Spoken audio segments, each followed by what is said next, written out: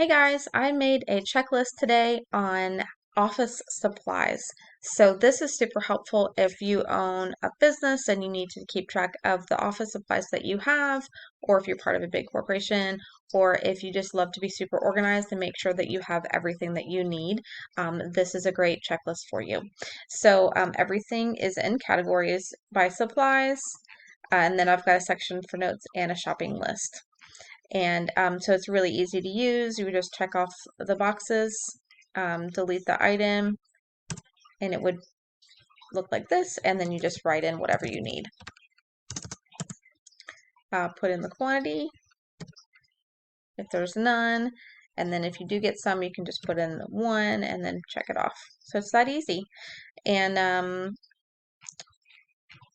the same for the shopping list. Once you have everything you need, you can just check it off. You can print this out and use it on a clipboard, and this would be so helpful if you needed to just walk around your warehouse and check off everything you needed to purchase and then come back and put it into a spreadsheet, or you could use it on a tablet as well.